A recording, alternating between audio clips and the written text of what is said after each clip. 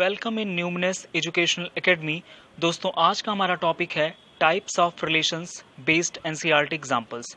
दोस्तों, इस वीडियो में हम बात करने वाले हैं टाइप्स ऑफ रिलेशंस जैसे कि reflexive, symmetric, transitive and equivalence relation से रिलेटेड जो एनसीईआरटी एग्जांपल्स हैं उनके बारे में हम इस वीडियो में डिस्कस करने वाले हैं।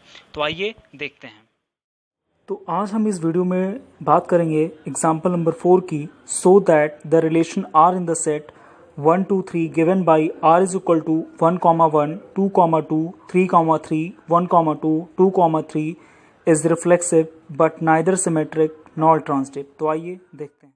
तो एग्जाम्पल नंबर 4 में ये कहा जा रहा है कि हमें ये शो करना है कि जो रिलेशन आर है in the set 1 2 3 given by R is equal to 1, 1, 2, 2, 3, 3, 1, 2, 2, 3 is reflexive but neither symmetric nor transitive. तो इसको हम कैसे चेक करेंगे और कैसे प्रूव करेंगे कि ये रिफ्लेक्सिव तो है लेकिन सिमेट्रिक और ट्रांसिटिव नहीं है। तो आइए इसको अब देखते हैं। तो आपको मालूम ही है कि अगर किसी दिए गए रिलेशन आर में किसी सेट के लिए अगर हम बात करें, रिफ्लेक्सिव तभी होता है जब ए बिलोंग्स करता है आर में। इसी तरह से सिमेट्रिक के लिए कंडीशन आपको मालूम है कि अगर A1 A2 बिलोंग कर रहा है आर में तो A2 A1 का भी बिलोंग करना जरूरी है आर में, तभी वो सिमेट्रिक होगा।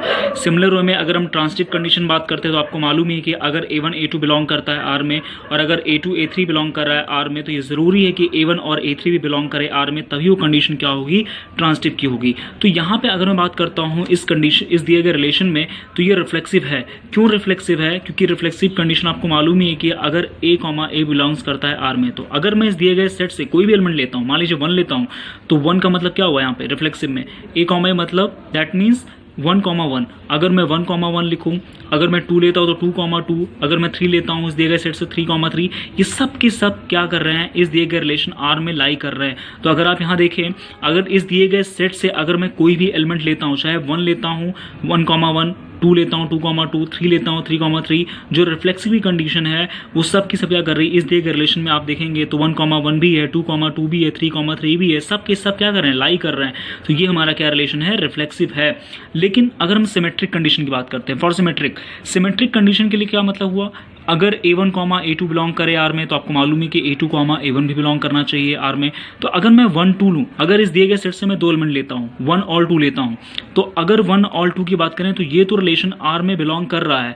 लेकिन बट अगर आप एक कंडीशन देखें, सपोज करिए अगर मैं इसको A1 मान लूं, A2 मान लूं इसको, तो अगर मैंने A1 A2 इस दिए गए सेट से मैंने 2 एलिमेंट लिए A1 और A2, 1 और 2 लिया, तो जो कि इस रिलेशन आर में तो बिलोंग कर रहा है 1 और 2। लेकिन बट अगर मैं A2 A1 की बात करूं, दैट मीन्स A2 A1 की बात करूं, तो दैट मीन्स क्या है कि 2, 1 does not belongs to R. आप यहां देखेंगे कि 2, 1 जो है हमारा इस दिए गए रिलेशन आर में बिलोंग नहीं कर रहा है, और जब बिलोंग नहीं कर रहा है तो ये कंडीशन क्या होगी, सिमेट्रिक की नहीं हो सकती है। आपको पहले ही मालूम है कि भाई सीधी सिंपल सी बात है, अगर मैंने यहाँ पे जो सेट लिया, इस दिए गए सेट से 2 एलिमेंट 1 और 2 वो बिलोंग कर रहे थे आर में, इस दिए गए रिलेशन में आप देखेंगे 1 और 2 बिलोंग कर रहा है। लेकिन A2 A1 की बात करें, 2, 1 ये इस दिए गए रिलेशन में है ही नहीं, और जब है ही नहीं तो ये बिलोंग नहीं कर रहा है, दैट मीन्स ये सिमेट्रिक कंडीशन फॉलो नहीं कर रहा है। Now we talk to about the third case of transitive, for transitive.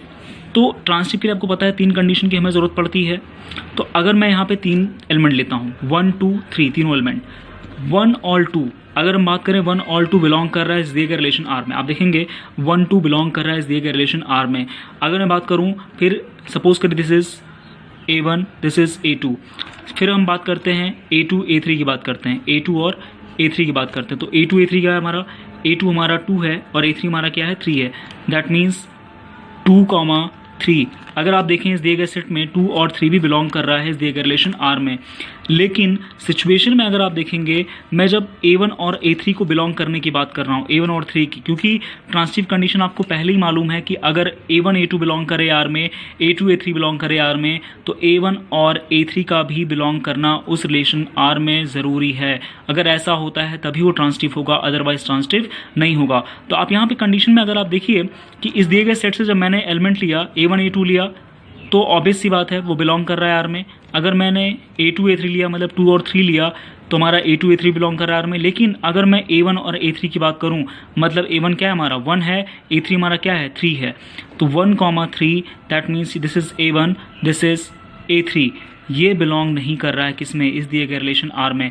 अगर आप देखें तो इस दिए गए रिलेशन आर में जो वैल्यू हमारी है ये बिलोंग नहीं कर रही। 1,3 इस दिए गए रिलेशन में बिलोंग नहीं कर रहा है, और जब बिलोंग नहीं कर रहा है तो हम कह सकते हैं hence the given relation is not transitive. Okay, तो आपको इस एग्जाम्पल में क्या प्रूफ करना था कि जो हमारा दिया गया रिलेशन है वो क्या है, रिफ्लेक्सिव तो है बट ना तो सिमेट्रिक है और ना ही ट्रांजिटिव है। तो यहाँ पे एक बार मैं फिर रिकैप करूंगा।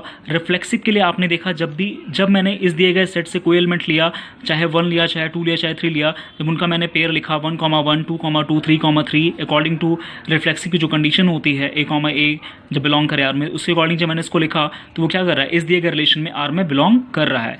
लेकिन जब मैंने सिमेट्रिक की बात की तो यहाँ पे क्या था कि A1, A2, जब इसी दिए गए सेट से मैंने 2 एलिमेंट लिए 1 और 2 लिया, तो A1, A2 मतलब 1 और 2 बिलोंग तो कर रहा है आर में, लेकिन जब मैंने 2 और 1 की बात कही A2, A1 की, तो वो बिलोंग नहीं कर रहा है आर में। तो यहाँ पे ये केस क्या है, सिमेट्रिक नहीं रहा, तो ये सिमेट्रिक नहीं रहा यहाँ पे।